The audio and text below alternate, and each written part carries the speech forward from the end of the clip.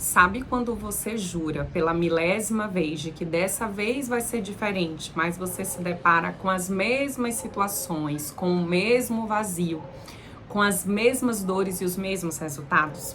Então, meu nome é Tássia Carvalho e hoje eu vou falar um pouquinho mais do que está por trás dessas situações e ciclos que se repetem em nossa vida.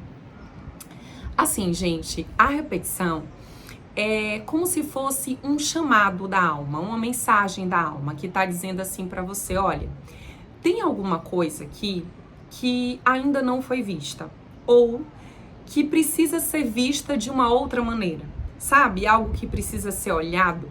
Então, as situações que se repetem em nossa vida são espécies de convites da nossa alma. E na visão sistêmica, a gente diz que a situação que se repete, ela muitas vezes pode não ter uma relação direta com a gente. E em regra, né, na maioria dos casos, essas situações elas vão ter uma raiz bastante profunda. E muitas vezes a raiz deste conflito está relacionada a questões de pessoas que viveram antes de nós, que vieram antes. Então, situações de antepassados que ficaram mal resolvidas, segredos não ditos e também mal resolvidos, amores interrompidos, dores que não foram sanadas. E se a gente pensar nos sistemas em termos de natureza, a gente vai entender o seguinte, que um sistema, para ele funcionar, ele funciona sob o mecanismo de homeostase, né? Aquelas partes que compõem o sistema, elas estão ali meio que compensando uma a outra para buscar o equilíbrio. No sistema familiar, isso não é diferente. E o que a gente está buscando dentro do nosso sistema familiar, gente? Pertencimento.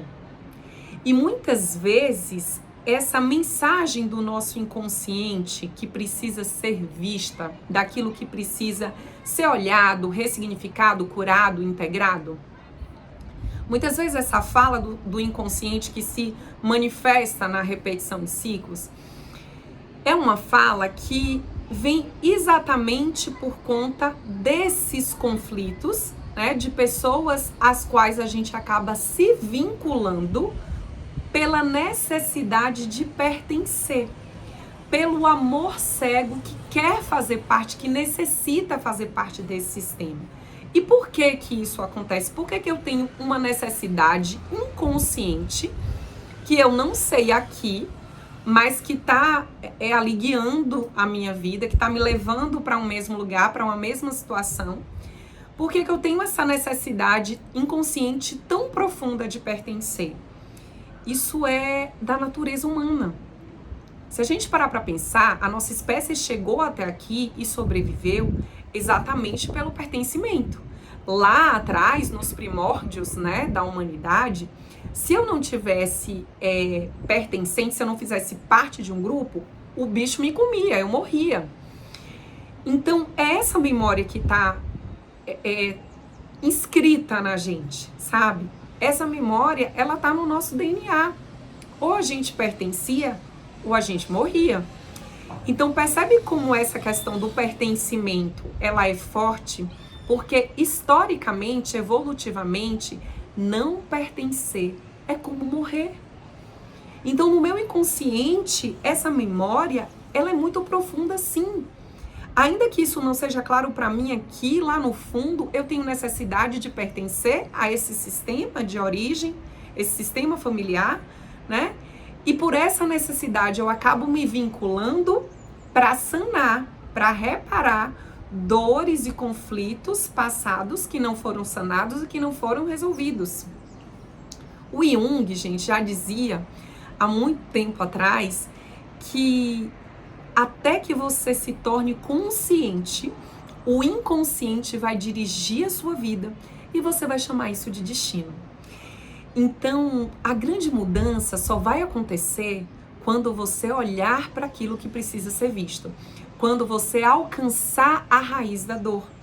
E é isso que o conhecimento sistêmico, a psicogenealogia, O estudo do trauma transgeracional é isso que ele vai trazer para você, através de ferramentas e de recursos que vão exatamente te levar a esse lugar, a esse pontinho que precisa da sua atenção.